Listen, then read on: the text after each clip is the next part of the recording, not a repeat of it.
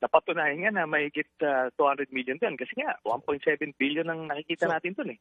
So, Hindi hindi rin niya i-release sa media. So hindi acceptable sa inyo kung maglabas man ng statement ang BPI, hindi po acceptable sa inyo. Account balances lang ho ang ni-request eh. Kaya nga dito tayo, no, grabe yung pangliling lang dito. Sa akin, kung talagang mali ako, kung talagang 17,000 lang sabi niya yung pera dyan, ba't hindi niya ako hinarap? Wala nang mas importanteng lakad pa than to clear your name. Diba? Linisin mo yung pangalan mo. Kasi pinagdududahan ako, mabigat yung akusasyon ko. Ilagay mo ako sa lugar kung talagang mali ako, no? Dapat huwag ka magtago dyan sa mga teknikalidad. Harapin mo. Kaso, kita nyo, no? Hindi mo na hagilap. Yung tapang niya nawala eh.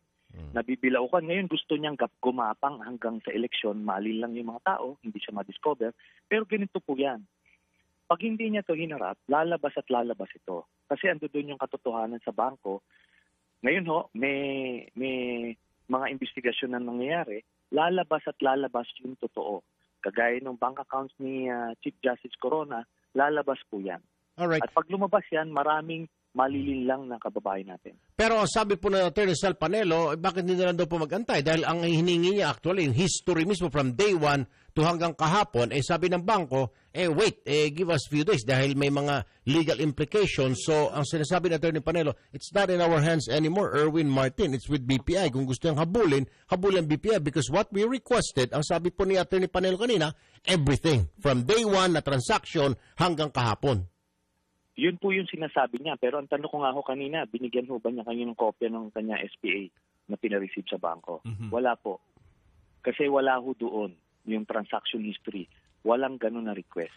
Saka isang bank account lang yung sinabi niya doon. Kasi meron 3 o 4 na bank account doon sa BPI Julia Vargas. Alam niyo ganito yan eh. Yung mga abogadong ganyan, ano yan eh, mga bolero, in this case, outright na sinungaling. Kaya sana, simple sana eh, madali sana yun eh. Pumunta siya sana, pinakita niya kahit yung statement of account eh, nandoon yung quarterly, yung last, quarter, pakita niya ayaw, hindi mo nila maipakita. Kasi nga, huli, pusoy eh.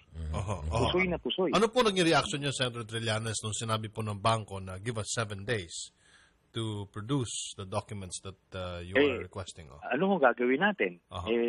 Karapatan nila yon dahil hindi nila ma-resolve yung request nito ng abogado dahil joint account nga daw yung account. Pero yung SPA niya pang isang tao lang. Kaya nga yung binigay namin na waiver, Sara Duterte and Rodrigo Duterte, para wala nang lusot. Siya naman yung nanghamon na pirmahan tayo ng waiver para buksan natin yung mga account natin. Sinabi niya nung Marso. Tapos ngayon, ayaw niya na. Sana maliwanag naman sa mga kababayan natin na may tinatago talaga ito at nagsisinungaling itong si Mayor Duterte. Alam niyo, ito, importante yan eh kasi alam niyo maraming nadala dun sa Agos kay Mayor Duterte kasi sinasabi nila, ano daw ito, hindi daw ito corrupt, simpleng pamumuhay, diretso kausap. Pero dito sa usapin na ito, suddenly, masisira yun. Yung pala, corrupt din pala kasi 2.4 billion ito, lahat-lahat, kasamang Erwin, At suddenly, hindi na diretso kausap. Pabago-bago na ng mga statements. Okay. Sana, pinalusot nyo na nga siya nung minura si Pope, nung nagsabi siya ng rape dun sa Australia na namatay, at kung ano-ano pang mga kabulastugan. Na sinabi niya wala siyang plano kasi mangongopya lang siya, pinalusot nyo na sila lahat. Pati ba naman dito, palulusutin niya pa. Okay, sana naman buksan na natin yung mga mata natin. Sir, panghuli na lamang ay yung sinasabi, ulitin ko lamang yung sinasabi ninyo na doon sa SPA na binigay ni Mayor Duterte kay Attorney Sal Panelo, walang nakalagay doon na history ng bank account? Wala po. Wala. At ang sinasabi ko, antayin ko yung, sinabi ko, antayin ko yung ibibigay ng bangko. Teka muna, sa kanya daw yun ibibigay. Hindi niya ibibigay sa akin, ibibigay niya diretso sa kliyente. Kita niyo kung paano lokohin yung mga taong bayan. Pumunta siya doon para kunyari, willing silang magbukas. Pero kung hindi maganda yung resulta, anuman, sabi niya hindi, diretso ako ang i-release lang niya sa media ay yung account balance kasi alam nilang winidraw na nila. Alright. So, yun po yan. Sen Trillanes, sandali lang po please hold the line, Sen. Balikan ho namin kayo. Attorney Sal Panelo, good morning, sir. Good morning. Narinig niyo siguro, totoo ba ito? Wala raw, hindi naman daw history yung doon sa SPA ng account ni Duterte ang nire-request ninyo. Tsaka pangalawa, parang i-delay lang daw talaga itong strategy yung pagpunta nyo kahapon doon sa BPI according to Senator Trillanes. Gaya ng pinaliwanag ko na sa inyo ng paulit. Yung SPA, mabigat nga yun eh. Ang inihingi niya lang yata 2014. Yung SPA, inilalagay sa day 1. Kung ano ang nakalagay sa record, ano ang mga deposit withdrawal, hinihingi ni Mayor Duterte na mag-certify sila ng walang 211 million peso na deposit, whether singly, collectively, or cumulatively. At hindi totoo yung sinasabi ni Trillanes na sinasabi niya na hindi ko ibibigay. Ang hinihingi niya sa akin kahapon, initially, ang hinihingi niya yung record ng bangko. Duterte, sabi ko, hinihingi ko rin nga sa kanila yan, hindi pa binibigay, hindi sa kanila mo hingin. Sabi naman ng bangko sa kanya, nang humingi kami ng panahon para pag-aralan. So, ang pangalawang hinihingi niya sa akin, yung SPA. Sabi ko, binigyan ko ng bangko, di humingi ka sa kanya ng kopya. Ayaw naman siyang bigyan kasi sabi naman nila, hindi kasi record na namin to, confidential na. So, humingi siya sa akin. Sabi ko, pupunta pa ako sa kliyente ko, babalik ko sa kanya yung report. Siguro, ilalabas ko na lang sa media. Nilabas ko naman sa media, dito ka na lang ako kumuha ng kopya. Kinuha ng media yung SPA. Pinicture nila. Pinokus pa sa camera. Di pareho din yun. Sir, yung sinasabi doon na joint account daw ho yun. So, paano mabubuksan yun? Wala naman daw SPA din si Sara Duterte, Attorney Panelo. Hindi. Di ba sinabi ko na sa inyo, ang account ay under the name of Rodrigo Roa Duterte or Rodrigo Duterte and Sara Duterte. So, merong hiwalay, merong joint. Alright, sandali lang po, Attorney Panelo, ha? Hold your line, sir. Sen Trillanes, reaction po ninyo? Okay, unang-una, sinungaling si itong abogado na yan, ano? Ang hinihingi ko hindi lang 2014, 2006 hanggang 2015 na ang allegation ko 1.7 billion pesos ang pumasok sa branch na yan kasi doon sa isang branch 700 million, so ang total is 2.4 billion. Ang ni-request lang niya, yung SPA niya, alam mo, ginagawa pa akong tangan itong abogadong ito eh. Alam ko difference, hindi parehas ang SPA at waiver. Just to tell you, Mr. Panelo, ang SPA, it only authorizes you to transact in behalf of your client, in which case si Duterte. Pero may request sila doon na account balances lang at yung certification na hindi umabot daw ng 200 million. Ngayon, ang waiver is yung kabuuan, yung transaction history. Ngayon, ganito po, no?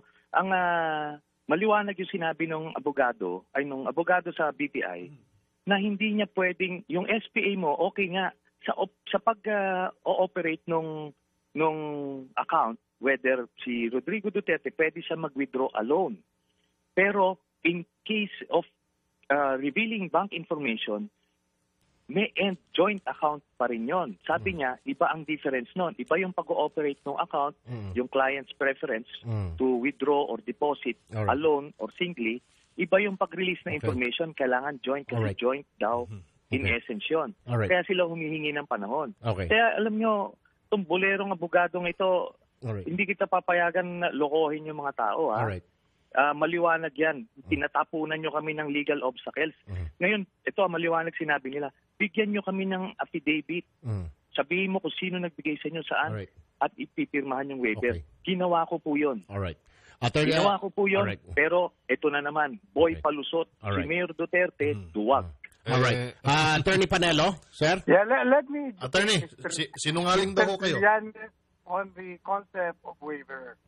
Yung waiver, ang ibig sabihin nun, sinusuko mo ang proteksyon na binibigay sa iyo ng batas. Kasi ang isang deposito ay confidential. Sa'yo lang yon. The moment you authorize someone to reveal your deposit, nagwi-waive ka na sa proteksyon ng batas.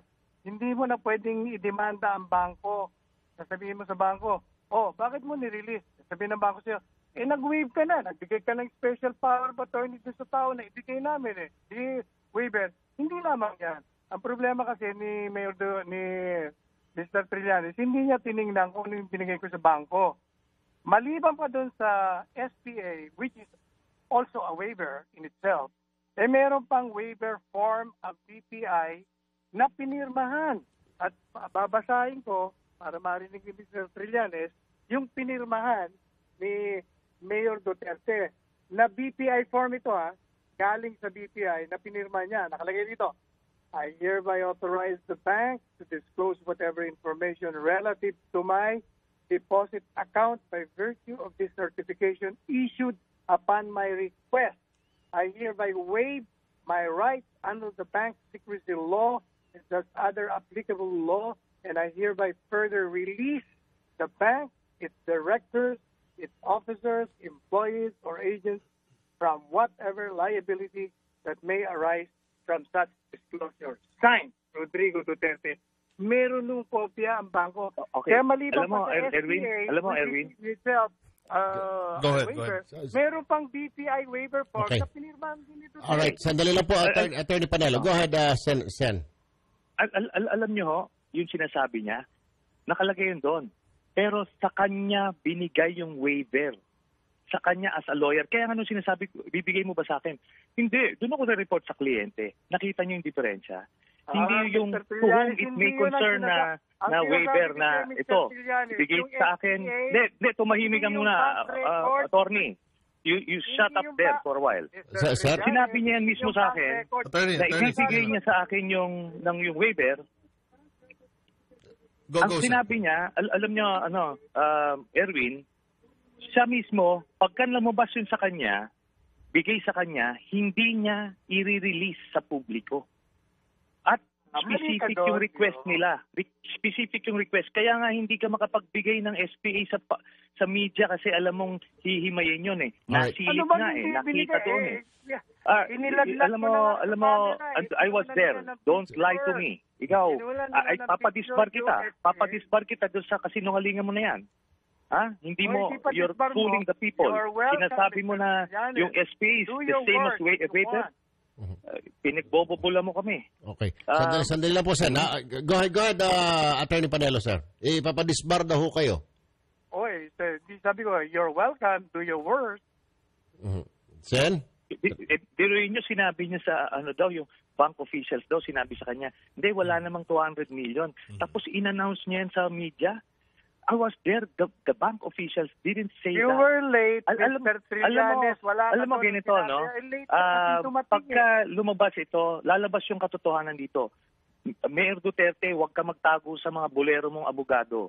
Hahabulin at hahabulin kita. At itong Alright. katotohanan, ibabalandra natin. Alright.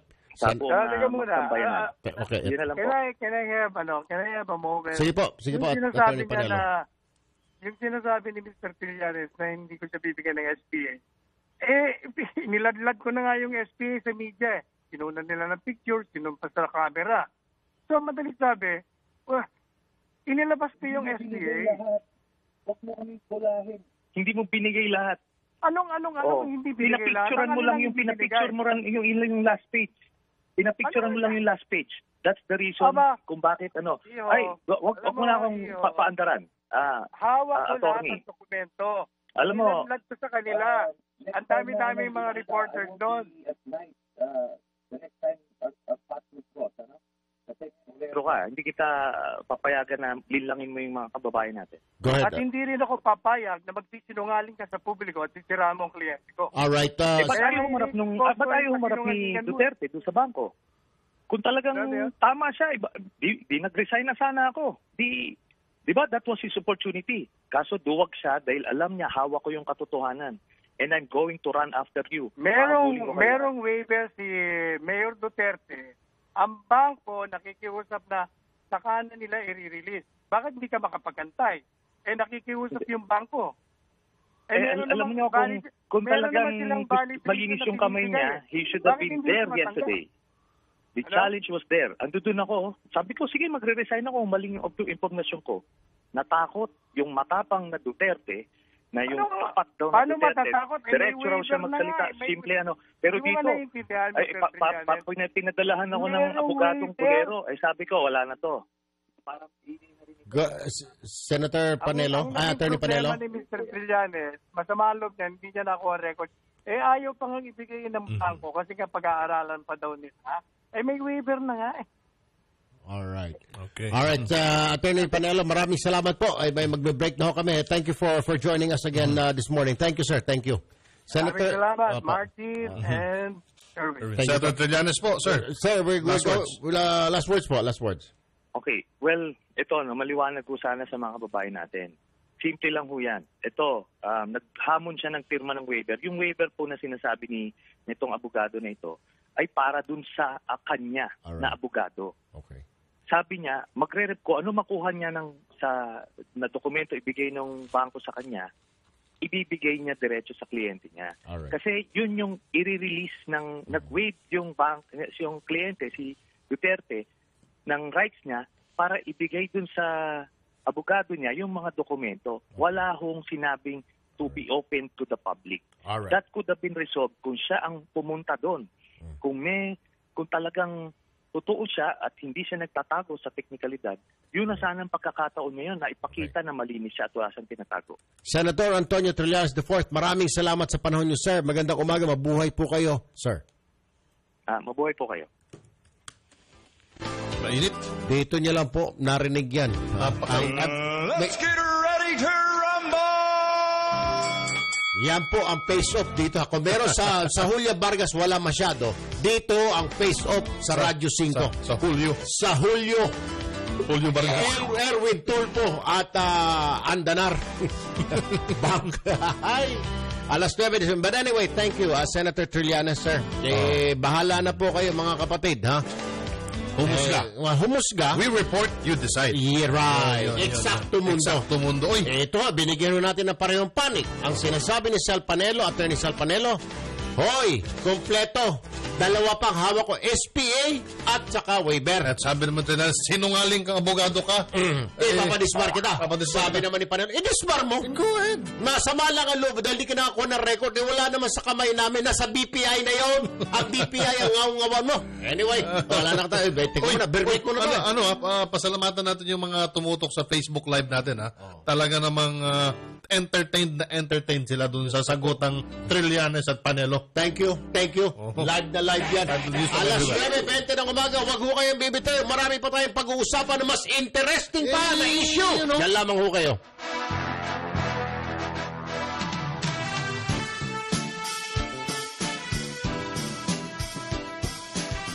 Magbabalik ang paborito mong programa pagkatapos ng ilang paalala dito sa Radyo 5 92.3 News FM.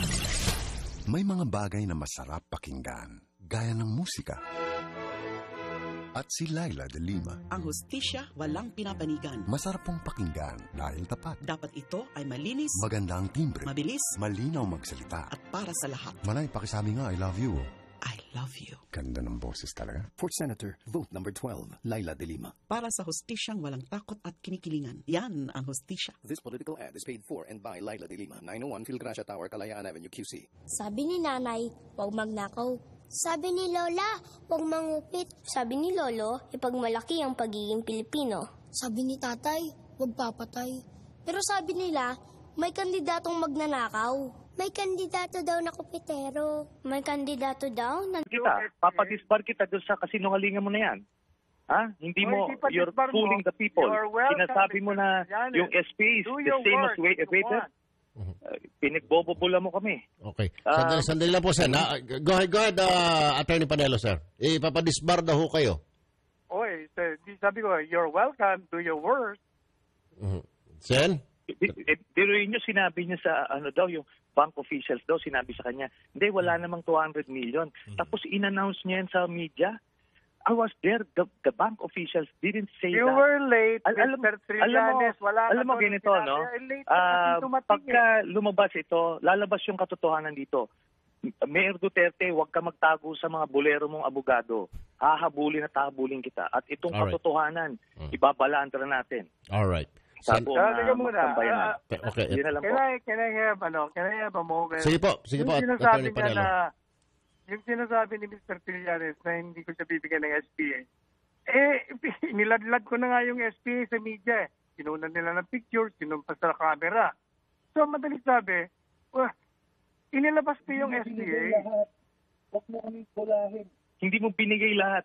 Anong hindi binigay lahat? Pinapicturean mo lang yung pinapicture mo lang yung last page. Pinapicturean mo lang yung last page.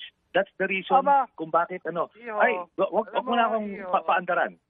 Hawak ko lahat attorney. ng dokumento. Alam mo, Niladlad ko sa kanila. Ang dami-dami mga reporters doon. pero hindi kita papayagan na lilangin mo yung mga kababayan natin. Go ahead. At hindi rin ako papayag na magsisinungaling ka sa publiko at sisira mo ang kliyente ko. All right. Ba't ayaw humarap ni Duterte doon sa bangko? Kung talagang tama siya, di nag-resign na sana ako. Di ba, that was his opportunity. Kaso duwag siya dahil alam niya hawak ko yung katotohanan. And I'm going to run after you. Merong waiver si Mayor Duterte. Ang bangko nakikiusap na saka na nila i-release. Bakit hindi ka makapagantay? Nakikiusap yung bangko. Alam niyo kung talagang malinis yung kamay niya, he should have been there yesterday. The challenge was there. Andun ako. Sabi ko, sige, magre-resign ako. Maling yung impormasyon ko. Natakot yung matapang na Duterte na yung tapat daw na Duterte. Diretso raw siya magsalita. Simple Pero dito, pinadalahan ako ng abogadong pulero. Sabi ko, wala na to. Parang Senator Panelo, Attorney Panelo. Ang problema ni Mr. Trillanes, masama loob niya, hindi niya nakuha record. Ayaw pa nga ibigay ng bangko kasi nga pag-aaralan pa daw nila. May waiver na nga All right. Okay. All right, Attorney Panelo, maraming salamat po. May magbe-break na ho kami. Thank you for joining us again this morning. Thank you, sir. Thank you.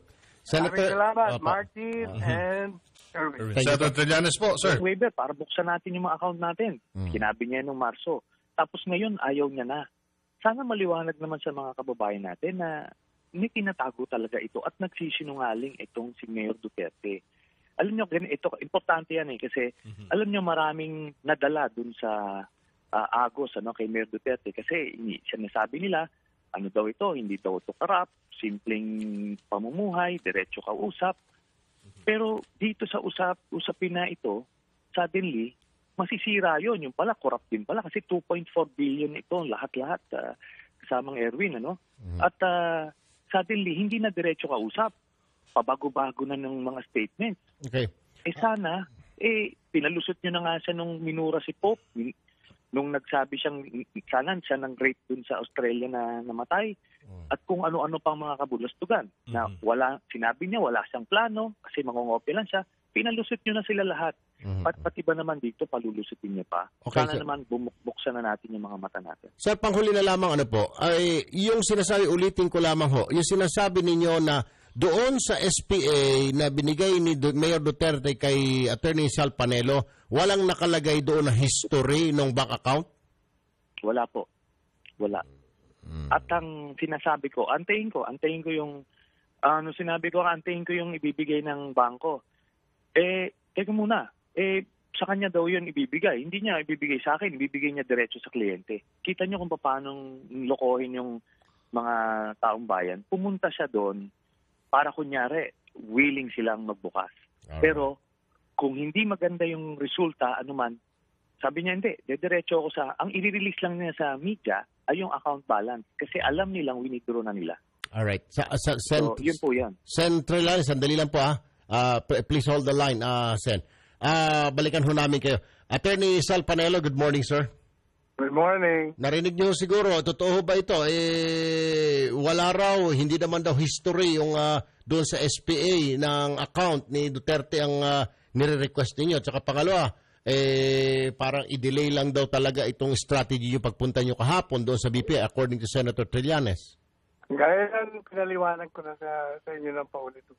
Yung SPA, mabigat nga yun Ang inihingi niya lang yata 2014. Yung SPA, inilalagay sa day 1. Kung ano ang nakalagay sa record, ano ang mga deposit withdrawal, hinihingi ni Mayor Duterte na mag-certify sila ng walang 211 million peso na deposit, whether singly, collectively, or cumulatively. At hindi totoo yung sinasabi ni Trillanes na sinasabi niya na hindi ko ibibigay. Ang hinihingi niya sa akin kahapon, initially, ang hinihingi niya yung record ng bangko. Duterte, sabi ko, hinihingi ko rin nga sa kanila yan, hindi pa binibigay, hindi sa kanila mo hingin. Sabi naman ng bangko sa kanya, nang humingi kami ng panahon para pag-aralan. So, ang pangalawang hinihingi niya sa akin, yung SPA. Sabi ko, binigyan ko ng bangko, di humingi ka sa kanya ng kopya. Ayaw naman siyang bigyan, kasi sabi naman nila, hindi kasi record na namin to, confidential na. So, humingi siya sa akin. Sabi ko, pupunta pa ako sa kliyente ko, babalik ko sa kanya yung report. Siguro, ilalabas ko na lang sa media. Nilabas ko naman sa media, dito ka na lang ako kumuha ng kopya. Kinuha ng media yung SPA. Pinicture nila. Pinocus pa sa camera. Di pareho din yun. Sir, yung sinasabi doon na joint account daw ho yun. So, paano mabubuksan yun? Wala naman daw SPA din si Sara Duterte, Attorney Panelo. Hindi. Di ba sinabi ko na sa inyo, ang account ay under the name of Rodrigo Roa Duterte or Rodrigo Duterte and Sara Duterte. So, merong hiwalay, merong joint. Alright, sandali lang po, Attorney Panelo, ha? Hold your line, sir. Sen Trillanes, reaction po ninyo? Okay, unang-una, sinungaling si itong abogado na yan, ano? Ang hinihingi ko hindi lang 2014, 2006 hanggang 2015 na ang allegation ko 1.7 billion pesos ang pumasok sa branch na yan kasi doon sa isang branch 700 million, so ang total is 2.4 billion. Ang ni-request lang niya, yung SPA niya, alam mo, ginagawa pa akong tangan itong abogadong ito eh. Alam ko difference, hindi parehas ang SPA at waiver. Just to tell you, Mr. Panelo, ang SPA, it only authorizes you to transact in behalf of your client, in which case si Duterte. Pero may request sila doon na account balances lang at yung certification na hindi umabot daw ng 200 million. Ngayon, ang waiver is yung kabuuan, yung transaction history. Ngayon, ganito po, no? Ang maliwanag yung sinabi ng abogado sa BPI, na hindi niya pwedeng, yung SPA mo, okay nga, sa pag-ooperate nung account, whether si Rodrigo Duterte, pwede siya mag-withdraw alone. Pero in case of revealing bank information, may end joint account pa rin yun. Sabi niya, iba ang difference nun. Iba yung pag-ooperate ng account, yung client's preference to withdraw or deposit alone or singly. Iba yung pag-release na information, kailangan joint kasi joint daw in essence yun. Kaya sila humihingi ng panahon. Kaya alam nyo, itong bolerong abogadong ito, hindi kita papayagan na lokohin yung mga tao. Maliwanag yan. Tinatapunan nyo kami ng legal obstacles. Ngayon, ito maliwanag sinabi nila, bigyan nyo kami ng affidavit. Sabihin mo kung sino nagbigay sa inyo saan at ipipirmahan yung waiver. Ginawa ko po yun. Ginawa ko po yun, pero ito na naman, boy palusot, si Mayor Duterte, duwag. Attorney Panelo, sir? Yeah, let me... Attorney, sinungaling daw kayo. On the concept of waiver. Yung waiver, ang ibig sabihin nun, sinusuko mo ang proteksyon na binibigay sa iyo ng batas. Kasi ang isang deposito ay confidential. Sa'yo lang yon. The moment you authorize someone to reveal your deposit, nagwi-waive ka na sa protection ng batas. Hindi mo na pwedeng idemanda ang bangko. Sasabihin mo sa bangko, bakit mo nirelease? Sabihin ng bangko sa'yo, nag-waive ka na. Nagbigay ka ng special power of attorney sa tao na ibigay namin Di waiver. Hindi lamang yan. Ang problema kasi ni Mr. Trillanes, hindi niya tiningnan kung ano yung binigay ko sa bangko. Maliban pa doon sa SPA, which is also a waiver in itself, meron pang waiver form ang BPI na pinirmahan.